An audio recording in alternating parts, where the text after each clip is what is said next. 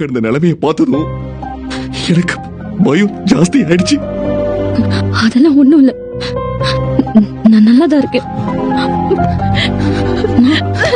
அம்மா, அவங்களே அடிபட்டு வந்திருக்காங்க. இருக்கட்டும் தம்பி. ஏன் தானோ அப்படி என்ன நெஞ்செழுத்தம் உனக்கு? இந்த மாதிரி ஆக்சிடென்ட் ஆயிருக்கு, அடிபட்டுடுச்சுன்னு ஆஸ்பத்திரிக்கு வந்திருக்கேன்னு என்கிட்ட ஒரு வார்த்தை கூட சொல்ல முடியாதா? அப்படி எங்க கிட்ட சொல்லாம மறைச்சி நீ என்ன பண்ண போற? எதுக்கு இப்படி தனியா யாருமே இல்லாதவ மாதிரி துணைக்கு கூட ஒரு ஆள் இல்லாம இப்படி வந்து உட்கார்ந்திருக்க? இல்லம்மா, போன் எங்கேயோ மிஸ் ஆயிடுச்சு. போன் மிஸ் ஆனதெல்லாம் எங்களுக்கும் தெரியும். யாரோ போன் எடுத்து பேச போய் தான் நாங்களே இங்க கிளம்பி வந்தோம்.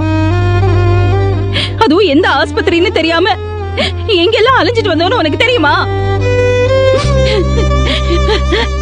ஆமா, இந்த ஆஸ்பத்திரியில என்ன போன் இல்லையா உனக்கு?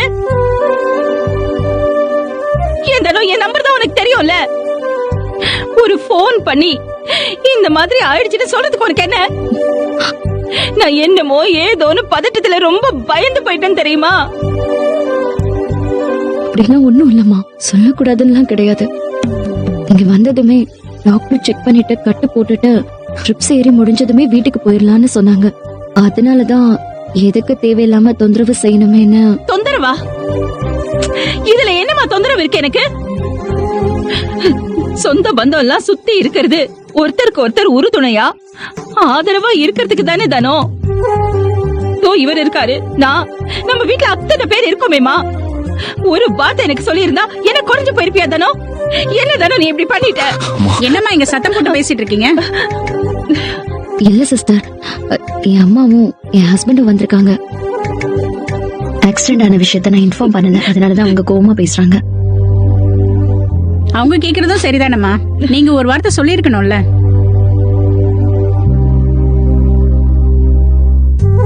டாக்டர் ரவுண்ட்ஸ் வர நேரம், கொஞ்சம் மெதுவா பேசுங்க. இதுல டேப்லெட்ஸ் எல்லாம் எழுதிருக்கு, வாங்கிட்டு வந்துருங்க. சரிங்க. டாக்டர் வந்து பாத்துட்டு சொல்லுவாங்க.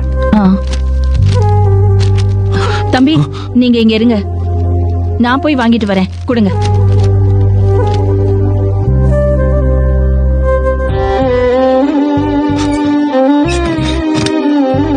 என்ன தானோ?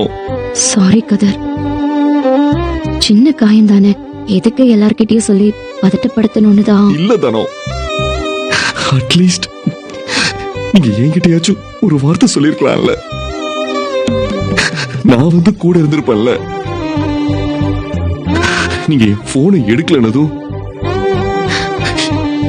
நான் எவ்வளவு டென்ஷன் ஆயிட்டேன் தானோ.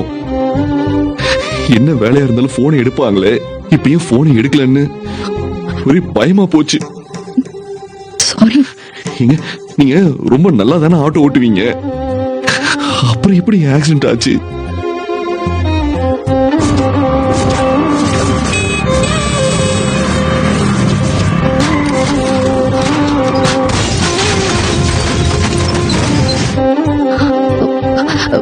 நான் ஏதோ ஒரு ஞாபகத்துல வண்டி ஓட்டிட்டு இருந்தேங்க. ஒருத்தன் திடீர்னு குறுக்க வரத பார்த்து சடனா பிரேக் போட்டேன்னா வண்டி அப்படியே ஸ்கிட் ஆயிடுச்சு. நான் தனியா தான் இருந்தேன். நல்ல வேளை பின்னாடி யாரும் இல்ல. சவாரி இருந்திருந்தா ரொம்ப கஷ்டமா இருக்கும்.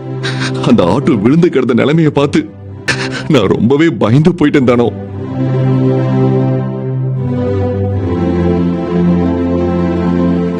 இப்போ உங்களை இப்படி பார்க்கவும் தான் எனக்கு கொஞ்சம் நிம்மதியா இருக்குங்க.